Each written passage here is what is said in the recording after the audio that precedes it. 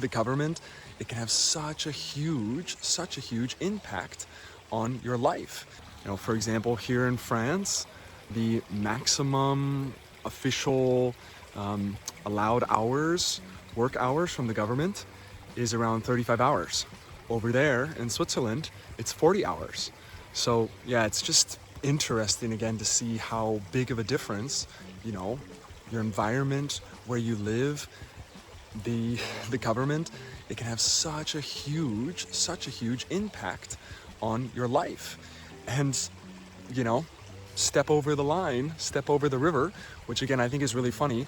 There are fish. I've seen fish and frogs and little animals and insects. There are literally lives. There are literally beings that live in the border. So again, kind of just a funny little joke of like, so are those fish, are they Swiss? Are they French? Do those fish only have to work 35 hours or do they have to work 40 hours? So, obviously a lot of people around here are willing to make the trade-off because you can earn a lot more money in Switzerland, and also relatively the taxes are lower. So there's a lot of people that are willing to make the trade-off and live and work in Switzerland. Or if you're lucky, not everywhere in Switzerland is really like that, but if you're lucky, like here with Geneva, the border with France is so close. I mean, literally from where my friend lives to Geneva, it's like a 5-minute or less bike ride. So it doesn't matter if you live in France or in Switzerland. So you can live in France, pay the lower prices in France, and then work in Switzerland. It really, makes a big difference. And again, like I said earlier, I saw this in Singapore with Singapore and JB, Johor Bahru in Malaysia. It really is, it's really a bit of a hack, a glitch in the matrix. I'm kind of calling it and seeing it as like a glitch in the matrix, because it's really like a hack that people use here to save a lot of money. You don't necessarily save time, it costs you probably an extra every time you got to go to work or you got to go into Geneva.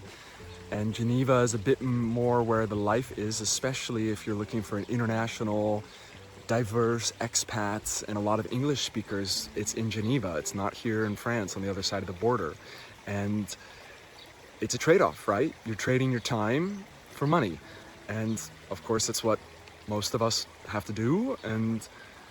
But it's really fascinating how, what's your time worth to you? For a lot of people, that extra 30 minutes, maybe 40 minutes that they have to spend every day, could be an hour that they have to spend on their commute every day into Geneva. It's worth it for them to lose that time, to spend that time in exchange for more money. And, especially nowadays, since COVID, with massive inflation, cost of living crisis, housing crisis, I understand, and I feel that too. I feel the pinch, and I understand that I think a lot of us feel the pinch, and if you could make more money, you probably would. So some little stories for you from life here on the edge of France and Switzerland. And it's really a beautiful area here, and a beautiful little park that they've designed along the border.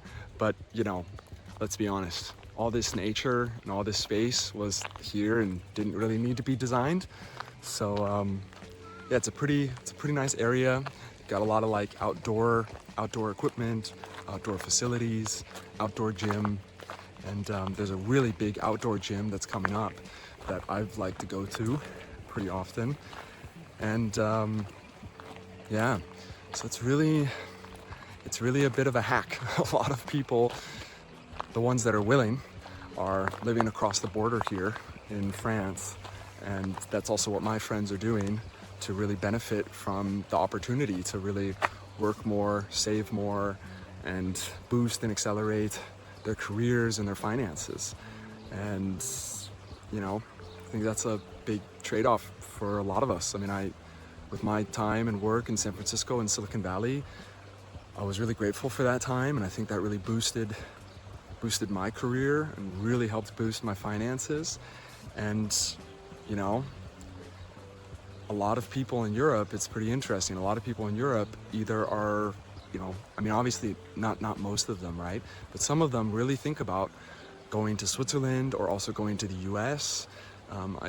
Met some people that go to Hong Kong or Shanghai, but to really boost and accelerate their careers. And, you know, you have to be pretty courageous and you have to be pretty adventurous at heart to be willing to really get out of your comfort zone and leave everything you know and everyone you know behind.